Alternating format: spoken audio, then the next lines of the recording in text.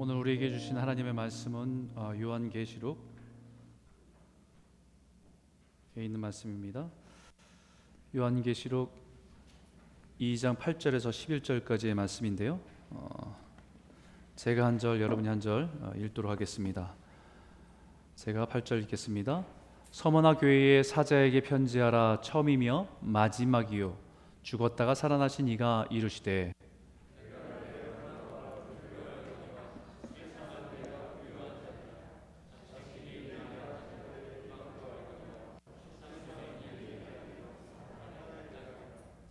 너는 장차 받을 고난을 두려워하지 말라. 볼지어다 마귀가 장차 너희 가운데에서 몇 사람을 옥에 던져 시험을 받게 하리니 너희가 10일 동안 환난을 받으리라.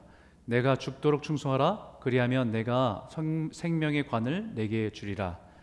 귀 있는 자는 성령이 교회들에게 하시는 말씀을 들을지어다. 이기는 자는 둘째 사망의 해를 받지 아니하리라. 아멘. 그러면 다시 한번 우리 좌우에 계신 분들한테 인사 나눴으면 좋겠습니다. 네, 반갑습니다. 축복합니다. 네, 사랑합니다. 네, 계속해서 요한계시록에 있는 말씀을 나누는데 일곱 교회 중에서 오늘은 두 번째 서머나 교회에 대한 말씀들을 나누게 됩니다. 서머나는 지난주에 나눴던 에베소 교회에서 북쪽으로 한 36마일, 57km 정도 떨어져 있는 곳의 항구 도시입니다. 지금 터키의 이 도시의 이름은 이즈밀이라고 하는 도시의 이름입니다. 그래서 이즈밀이라는 이름이 사실은 몰약이라는 이름에서 유래된 이름이거든요. 이 도시는 몰약이라고 하는 것이 굉장히 유명합니다. 그래서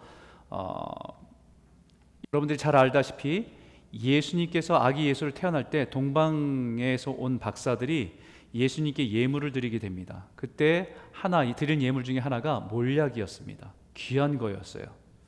그것이 가장 유명한 곳이 이 서머나라고 하는 도시입니다.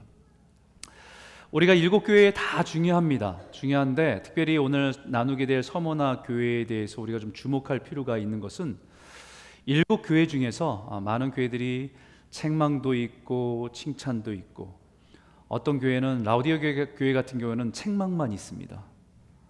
그런데 이 빌라델비 교회와 서머나 교회는 칭찬만 있는 교회예요. 그런 의미에서 우리가 이 교회에 대한 말씀들을 잘 묵상하면서 우리의 삶에 우리의 신앙에 적용해 볼 때 우리가 어떤 모습으로 살아야 되는지 어떤 모습이 하나님께서 기뻐하시는 모습인지를 우리는 살펴볼 수 있을 것 같습니다. 서머나 교회가 칭찬만 되도록 하는 데는 중요한 요소가 하나가 있었습니다. 그것은 환난과 고난을 통과했다라는 겁니다. 우리가 예수 믿으면서 고난이 없으면 좋겠다라고 하는 우리 바람들이 있죠. 예수님 우리를 보호해 주시고 지켜주시고 복 주셔서 우리 인생에 그런 고난도 없이 잘 되기를 바라는 것이 우리들의 마음일진데 이 교회는 환난과 고난을 통과한 교회예요. 이 교회가 칭찬받을 수 있도록 한 것은 바로 고난 때문이었습니다. 여러분, 환난이 있고 고난이 있고 어려운 시간들이 있다는 그 자체가 칭찬받는 사람을 만들지는 않습니다. 어려운 환경에서 자란 사람들이 부모의 사랑 받지 못한 사람들이 다 그런 어려운 환경 속에서 다 잘되고 성숙해지는 것은 아닙니다. 오히려 그것이 부정적인 사람을 만들기도 하고 비판적이고 파괴적인 사람으로 만들기도 하기 때문입니다. 중요한 것은 그 고난과 환난과 가난과 궁핍을 어떻게 받아들이고 의미를 찾고 통과했느냐, 그것이 더 중요합니다. 성경의 수많은 인물들을 우리는 성경을 통해서 만나보게 됩니다. 근데 대부분 여러 가지 인생들을 살아가는 사람들을 만나보게 되는데 공통점이 하나 있다고 한다면 고난 속에서 하나님을 만났다는 거지요. 고난 속에서 다듬어졌다는 것입니다. 특히 형제들에게 버림받은 요셉이라고 하는 인물들을 우리가 너무 잘 알 것입니다. 인생에 그런 일들이 있으면 우리는 정말 견디기 힘들 것 같아요. 형제들에게 미움받고 노예상에게 팔려가고 열심히 살았는데 모함받고 감옥에 갇히고 선의를 베풀었는데 배신당하고 이런 일들이 있으면 정말 살아가기 힘들 것 같습니다. 사람에 대한 마음들이 다 깨지게 마련입니다. 그런데 그런 환란 속에서도 하나님 안에서 자신의 인생의 고난의 의미를 찾고 결국은 그것이 흉년을 준비하게 되는, 자신의 가족들을 보호하기 위해서 자신이 이미 고난을 통해서 그곳에 세움받았다는 사실들을 깨닫게 되고, 가족들에게뿐만 아니라 모든 민족들에게 축복의 통로가 되었다는 것을 우리는 성경을 통해서 보게 되었습니다.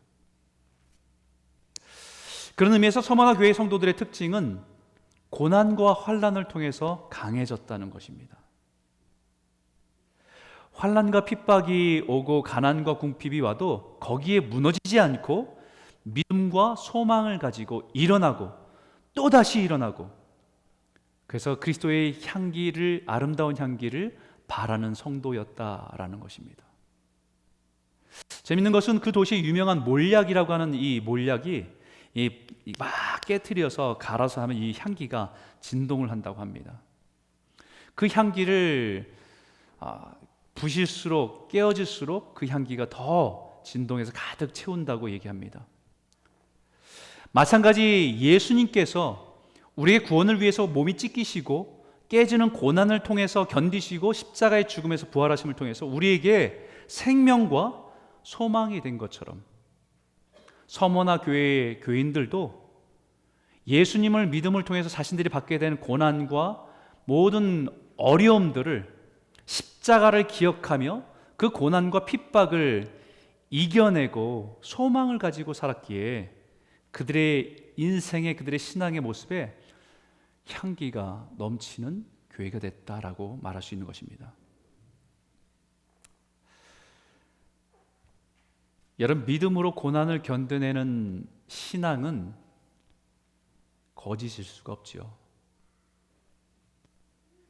핍박을 견뎌내는 신앙은 가짜일 수가 없습니다.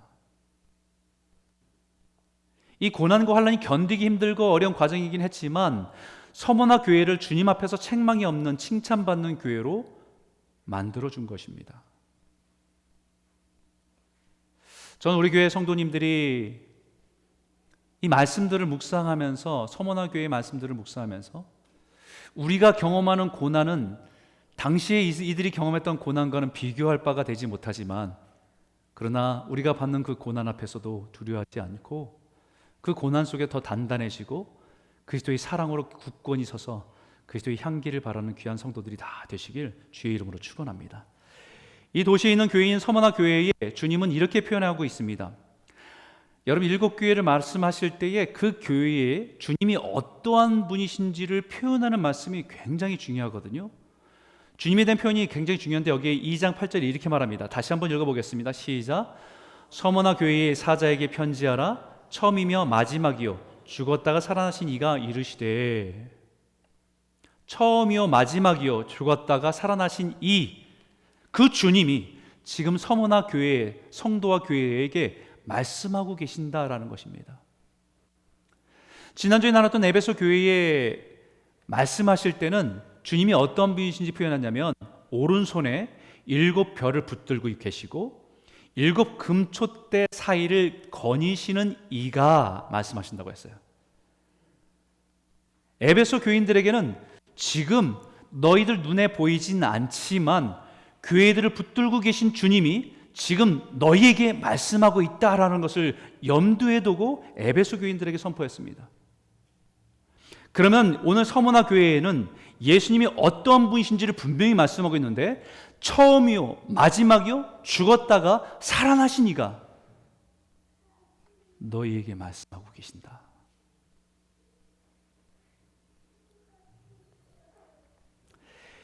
역사의 시작과 끝이 주인이 우리가 믿는 하나님이시라는 사실들을 기억하라는 것입니다. 죽었다가 살아나신 그 주님이 지금 서머나 교회와 성도에게 말씀하고 계십니다. 뭐라고 말씀하시는지 9절입니다. 같이 한번 읽겠습니다. 시작. 내가 내 환난과 궁핍을 알거니와 실상은 내가 부요한 자니라. 자칭 유대인이라 하는 자들의 비방도 알거니와 실상은 유대인이 아니요 사탄의 회당이라. 여러분, 여기 환난과 궁핍을 아신다고 하십니다. 그들이 지금 직면하고 있는, 그들이 참 힘겨워하고 있는 그들의 상황 가운데 환난과 궁핍을 내가 알고 있다. 여러분, 이게 환난이라는 단어가 무거운 물건에 눌려서 짓눌려서 부서 터지는 상황을 환난이라고 얘기합니다. 자기가 감당할 수 없는 외부의 압력 때문에 너무 힘들고 고통스러운 순간들을 환난이라고 합니다. 우리가 그냥 쉽게 표현하면 스트레스풀한 거지요. 스트레스가 막 짓눌러서 잠도 못 이루고 고통스러운 순간입니다.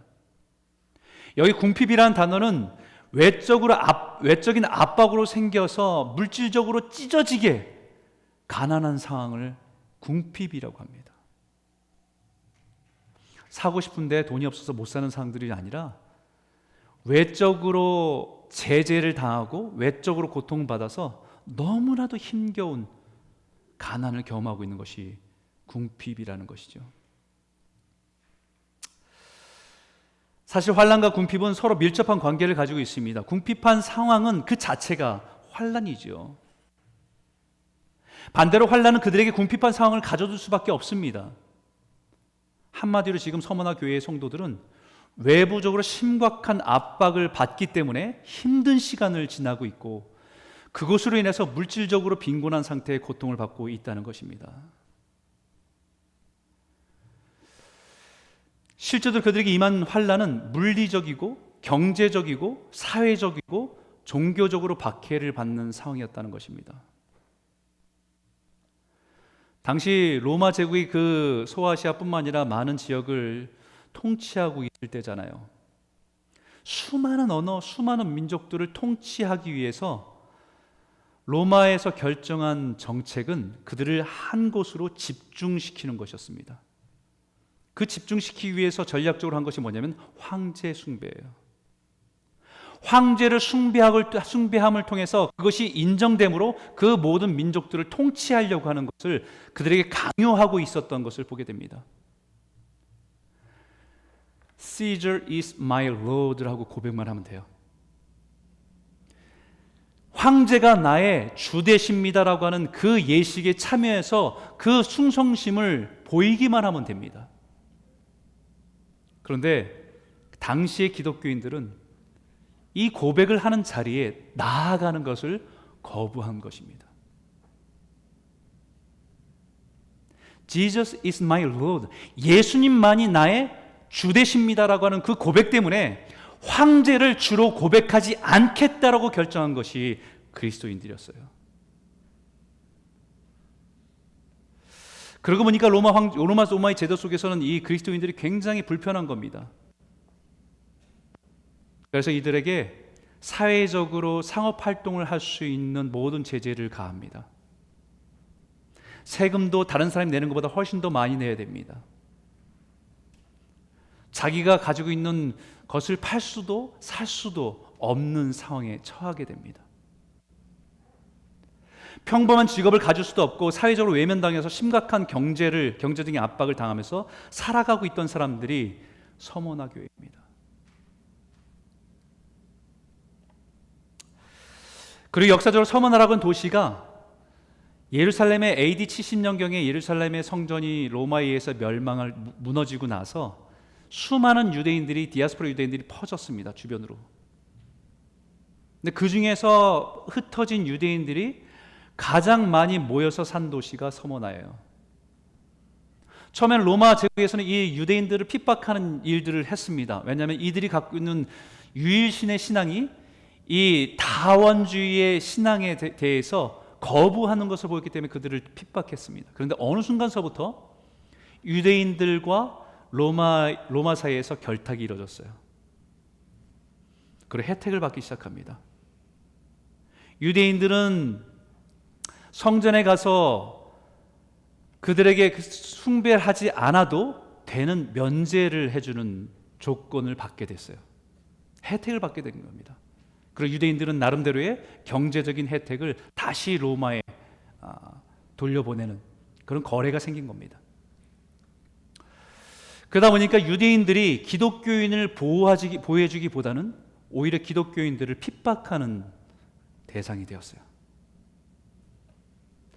정부의 고발에서 잡혀가게 하는 일들이 있었고, 자신들이 가지고 있는 돈과 영향력을 가지고 기독교인들에 대한 악성 루머, 거짓 뉴스를 만들어서 거짓말을 만들어서 기독교인들을 박해하는 일에 이들이 참여를 합니다. 이 유대인들이 가지고 있는 경제를 가지고 때로는 폭도들을 고용을 해서 기독교인들을 박해하고 고통을 주는 일들을 일삼았습니다. 서머나 교회 성도들 입장에서는 사방팔방이 다 적인 거예요. 심각한 궁핍을 가져오게 된 것입니다. 얼마나 힘들겠어요. 다른 거 없습니다. 예수를 나의 주라고 고백하는 믿음을 지키기 위해서 받게 되는 고난이었습니다.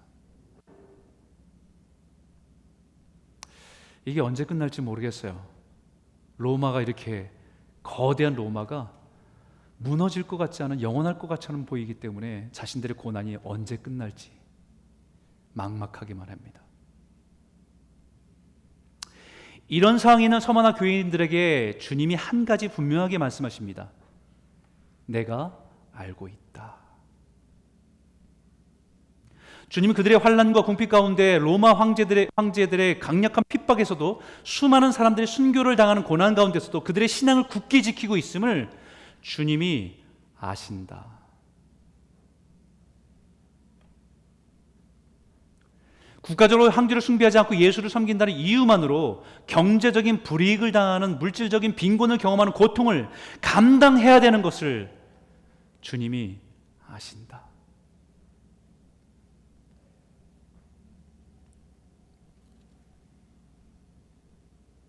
사실 우리의 삶에 때로는 억울하고 답답할 때가 있습니다. 다른 사람이 내 진심을 몰라주고 오해할 때 참 마음이 힘들고 답답합니다. 그때가 참 힘들지만 그래도 내가 사랑하는 그 사람이 알아주면 그래도 견딜만 합니다.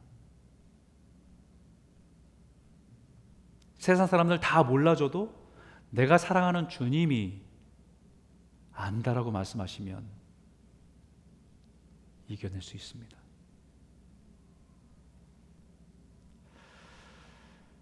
사실 우리 인생에 정말 심각한 문제는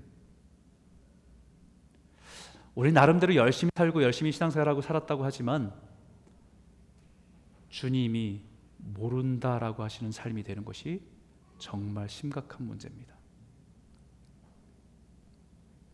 한 번은 예수님께서 제자들에게 이런 말씀을 하신 적이 있습니다. 그날에 많은 사람이 나더러 이르되 주여 주여 우리가 주의 이름으로 선지자 노릇을 하며 주의 이름으로 귀신을 쫓아내며 주의 이름으로 많은 권능을 행하지 아니하였나이까 하리니 그때에 내가 그들에게 밝히 말하되 내가 너희를 도무지 알지 못하니 불법을 행하는 자들아 내게서 떠나가라 하리라.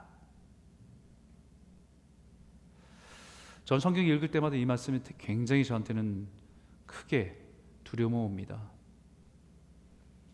주여 우리가 주의 이름으로 목사 노릇을 했고 우리가 그리스도인처럼 살았는데 여러 가지 수고를 했는데 주님이 그때 가서 우리에게 내가 너희를 도무지 모른다. 정말 큰일이죠. 사실 우리를 세상이 몰라줘도 주님이 알아주시면 됩니다. 오늘 이 말씀을 통해서 세상이 알아주기보다는 주님이 알아주는, 주님이 인정하시는 삶으로 저와 여러분이 살아가시는 복이 있기를 주의 이름으로 축원합니다. 우리가 고난을 이겨내고 승리하는 삶을 살아가는데 중요한 것은 주님이 우리의 모든 형편과 상황 그리고 우리의 마음까지도 다 아신다라고 할 때 우리는 우리가 직면한 고난을 이겨낼 수 있는 힘이 있습니다. 그런데 또 한 가지가 더 있어요. 우리가 고난과 여러 가지 어려움들을 이겨낼 수 있도록 하는 또 한 가지의 중요한 것 하나는 우리가 분명히 알아야 할 것이 또 하나가 있습니다. 2장 9절에 내가 내 환난과 궁핍을 알거니와 실상은 내가 부유한 자니라 자칭 유대인이라 하는 자들의 비방도 알거니와 실상은 유대인이 아니요 사탄의 회당이라.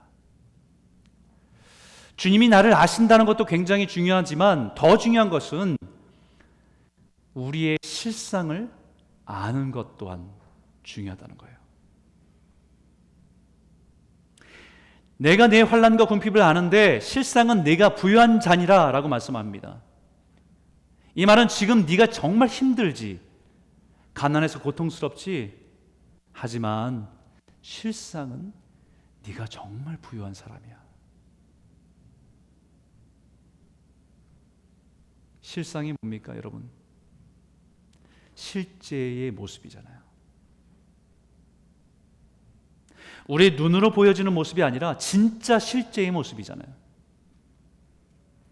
우리 눈으로 볼 때는 곤고한 사람이고 불쌍한 사람이고 가난한 사람이지만 주님 보실 때는 가장 부유한 사람이다라고 하는 겁니다. 사람의 눈, 사람의 기준이 아니라 주님의 눈, 주님의 평가로 보여지는 모습이 실상입니다. 실제의 모습입니다. 그래서 히브리서의 믿음은 바라는 것의 실상이요, 보이지 않는 것들의 증거라고 말씀합니다. 실상은 믿음으로 보는 것입니다. 주님이 우리를 보시는 그것을 우리가 보는 것입니다. 그러나 우리가 살아가는 세상은 눈에 보이는 것을 쫓아 살아가게 합니다.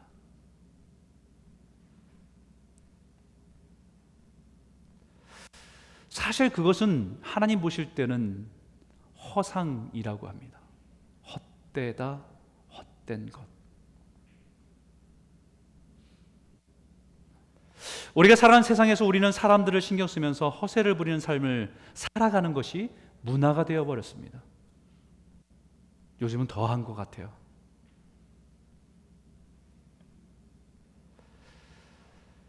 우리가 정말 관심 가지고 생각해야 될 것은 사람들에게 어떻게 보여지는가가 아니라 주님이 보시기에 어떠한 사람인가. 그리스도인들은 허상을 쫓아 세상에서 살아가는 사람들이 아니라 그 세상 속에서 실상을 따라 살아가는 사람들이 그리스도인입니다. 그 당시 그리스도인들을 비방하는 유대인들을 볼 때 겉으로는 사람들 앞에서 굉장히 거룩한 척, 의로운 척 보였지만 보이지 않는 곳에서는 그리스도인들에 대한 거부와 미움을 가지고 비방하고 심지어는 돈과 관계에 영향력을 행사하는 것을 주님이 다 아신다. 그런 유대인들을 보면서 주님께서 뭐라고 하셨냐면, 내가 자칭 유대인이라 하는 자들의 비방도 알거니와 실상은 유대인이 아니요 사탄의 회당이라. 자칭, 스스로,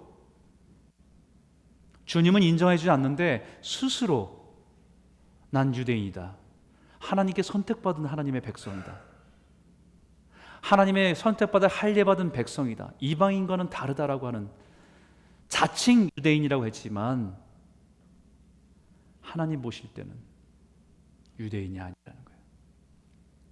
내 백성이 아니라는 겁니다. 심지어는 그들을 사탄의 회당이다라고 말씀합니다. 이것이 유대인들의 실상입니다. 실상이 우리의 실제적인 모습입니다. 우리 눈으로 보는 것이 아니라 주님이 보신 것이 실상입니다. 그래서 사도 바울도 당시의 초대교회 성도들을 향해서 그들의 영적인 실상이 무엇인지를 이렇게 표현했습니다. 같이 한번 읽어볼까요? 함께 읽겠습니다. 시작. 무명한 자 같으나 유명한 자요, 죽은 자 같으나 보라 우리가 살아있고, 징계를 받은 자 같으나 죽임을 당하지 아니하고, 근심하는 자 같으나 항상 기뻐하고, 가난한 자 같으나 많은 사람을 부유하게 하고, 아무것도 없는 자 같으나 모든 것을 가진 자로다. 앞에 있는 말씀은 세상 사람들이 그 당시에 그리스도인들을 볼 때 보여지는 모습이고, 뒤에 있는 것은 주님이 보실 때 그들의 모습이에요. 가난한 것 같은데 많은 사람을 부욕해 하는 일에 쓰임받는 부자라는 거예요. 아무도 몰라주는 시골 어디에 무명한 사람 같은데 하나님 나라에서는 굉장히 유명한 하나님의 백성이라는 거예요. 아무리 봐도 근심할 것밖에 없는 인생인데 그는 주 안에서 기뻐하며 살아가는 하나님의 백성이라는 거예요.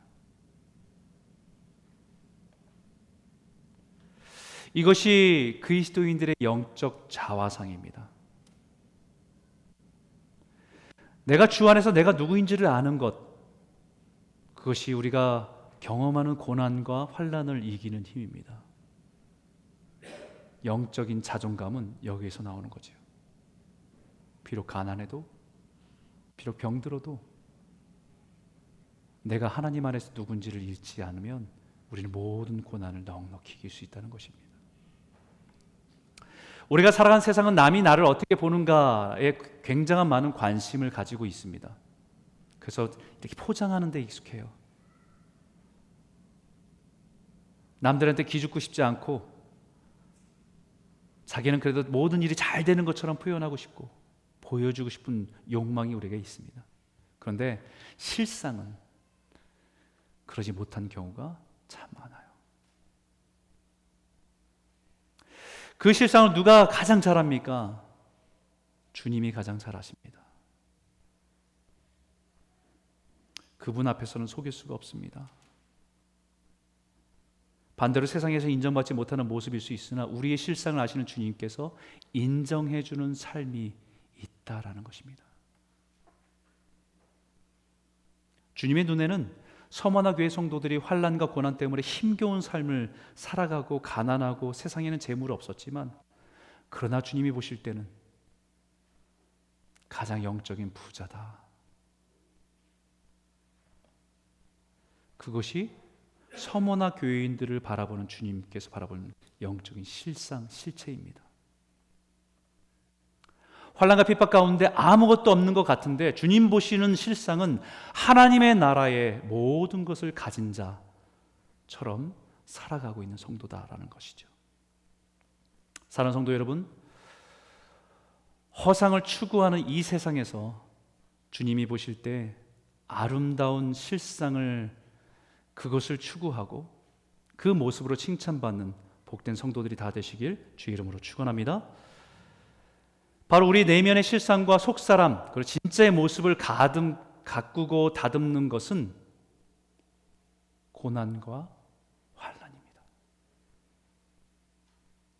우리 겉사람을 다듬기 위해서 예쁘게 보이기 위해서 화장품도 좋은 화장품도 많이 쓰지만 우리의 속사람을 다듬는 것은 고난입니다, 여러분. 이것을 안 로마서의 사도 바울이 이렇게 말합니다. 우리가 환난 중에도 즐거워하노니 이는 환난은 인내는 연단은 소망을 이루는 줄 암이라라고 얘기했어요.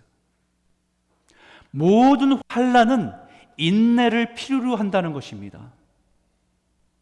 참고 견디는 인내함을 통해서 그것이 내 삶의 하나님의 캐릭터, 하나님의 성품이 빚어지기 때문입니다. 하나님의 성품을 하나씩 우리가 맛보고 누리기 시작하면 우리는 하나님에 대해서 소망하게 되고 하나님의 나라에서 소망하는 사람으로 나아가기 때문인 것이죠. 그렇기 때문에 20절에 장차 받을 고난을 두려워하지 말라. 우리 2장 10절에 있는 말씀을 같이 한번 읽어볼까요? 함께 읽겠습니다. 시작. 너는 장차 받을 고난을 두려워하지 말라. 볼지어다 마귀가 장차 너희 가운데서 몇 사람을 옥에 던져 시험을 받게 하리니 너희가 10일 동안 환난을 받으리라.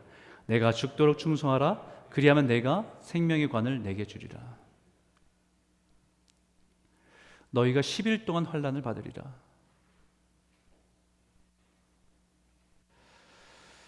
주님이 우리의 환난을 안다, 고난을 아신다, 잘 인내하고 있어.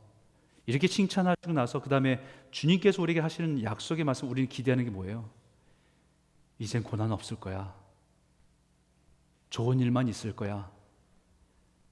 우리 이 말을 기대했는데 장차 10일 동안 환난을 당하게 될 거야.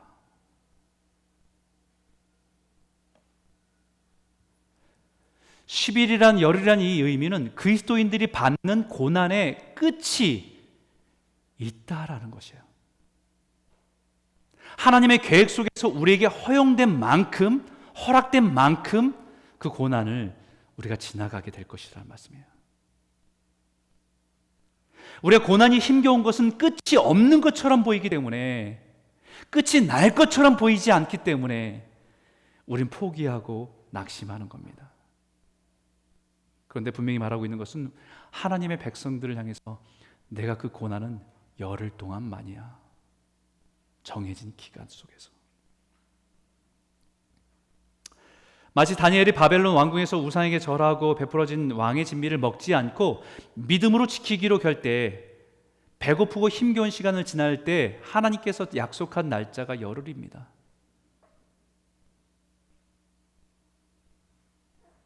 그 정해진 고난과 시간을, 환난 시간을 믿음으로 인내하며 지켜야 될 정해진 시간들을 말하는 것입니다. 끝이 없는 동굴을 들어가는 것이 아니라 반드시 빛이 있는 터널을 통과하는 것이라는 것을 기억하라는 거예요. 그 고난의 시간에 서머나 교인들에게 당부하고 계신 것은 죽도록 충성하라. Be faithful even to the point of death. 죽을 때까지라도 충성하라. 사실 죽지 않을 정도까지만 충성해라. 죽으면 다 소용없지 않냐? 우리 이렇게 생각하잖아요. 근데 죽도록 충성하라.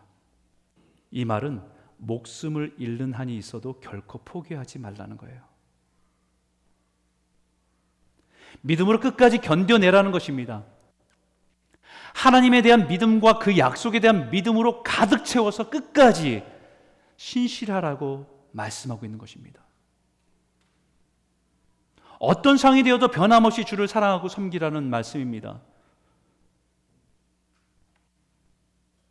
그것이 죽음이라고 하는 상황이라고 할지라도 믿음을 지키라.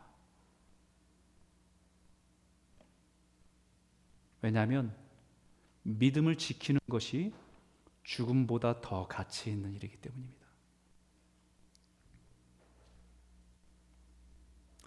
왜냐하면 우리의 삶이 죽음에서 모든 것이 끝난다고 한다면 아마 아까 말씀드렸던 것처럼 죽지 않을 정도만 충성하고 죽으면 다 소용이 없다 라고 말하는 것이 맞습니다. 그러나 분명한 것은 죽음이 끝이 아니기 때문입니다. 그것을 처음에 주님이 어떤 분이신지를 말씀하시면서 했던 기억이 나시죠? 처음이요, 마지막이요, 죽었다가 살아나신 이가 지금 너희에게 말씀하고 계신다는 것을 잊지 말라는 것입니다. 우리 육체의 생명이 끝나는 것이 끝이 아니라는 것입니다. 인생이 끝나는 것이, 육체의 생명이 끝나는 것이라고 한다면 우리는 죽음 앞에서 두려워해야 마땅합니다. 그러나 그것은 허상입니다. 인생의 끝 마지막은 그때가 아니라는 것이죠. 주님이 처음일 뿐만 아니라 마지막이란 말씀은 예수 그리스도께 모든 것이 속해 있다는 말씀입니다. 진짜 마지막 끝은 예수를 구주로 고백하고 믿는 자에게 생명의 면류관을 얻게 되는 것입니다. 그래서 11절에 이렇게 말합니다. 귀 있는 자는 성령이 교회들에게 하시는 말씀을 들을지어다. 그 다음 말씀 읽어볼까요? 같이 읽겠습니다. 시작. 이기는 자는 둘째 사망의 해를 받지 아니하리라. 약속을 주셨어요. 충성하라 말씀하시면 약속 주신 겁니다. 첫째 사망은 모든 사람에게 임하는 육체의 죽음입니다. 아무도 피할 수 없습니다. 믿는 사람이나 믿지 않는 사람이나 때가 되면 주님이 우리를 부르시면 우리는 다 놓고 주님께로 가야 돼요.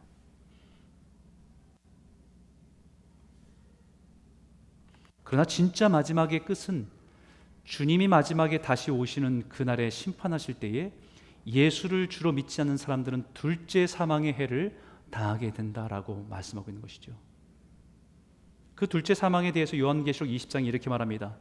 또 내가 보니 죽은 자들이 큰 자나 작은 자나 그 보좌 앞에 서 있는데 책들이 펴 있고 또 다른 책이 펴졌으니 곧 생명책이라. 죽은 자들이 자기 행위를 따라 책들에 기록된 대로 심판을 받으니 바다가 그 가운데서 죽은 자들을 내주고 또 사망과 음부도 그 가운데서 죽은 자들을 내주매 각 사람이 자기의 행위대로 심판을 받고 사망과 음부도 불못에 던져지니 이것은 둘째 사망 곧 불못이라.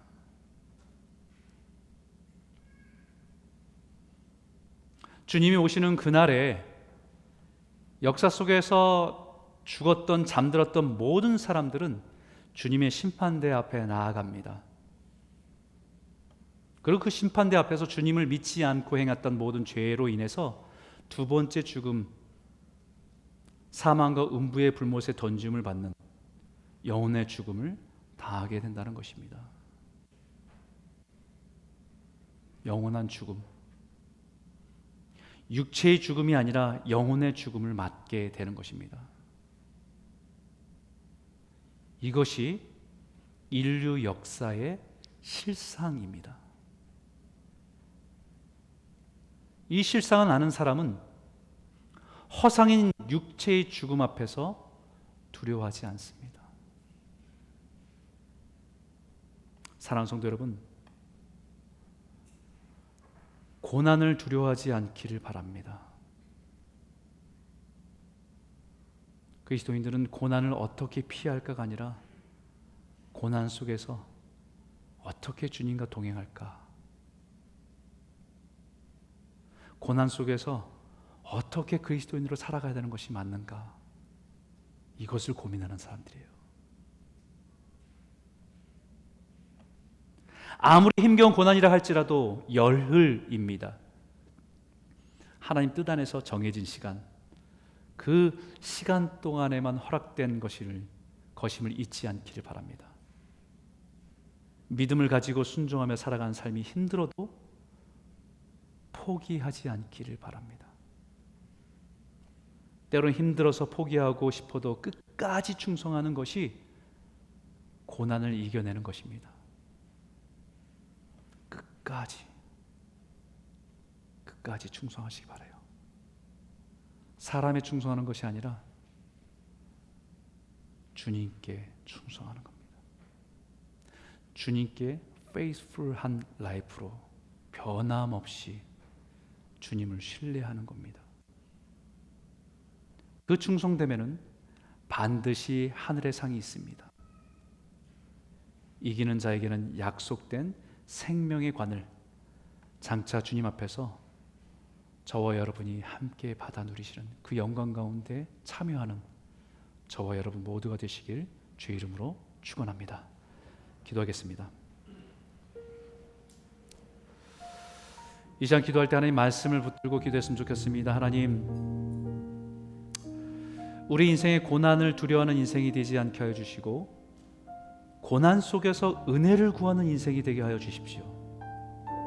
고난을 통해서 진정한 그리스도의 삶을 배우게 하여 주시길 원합니다. 고난을 통해서 내 안에 있는 죄의 불순물들이 다 빠져나가고 주님이 원하시는 모습으로 빚어질 수 있도록 인도하여 주시옵소서.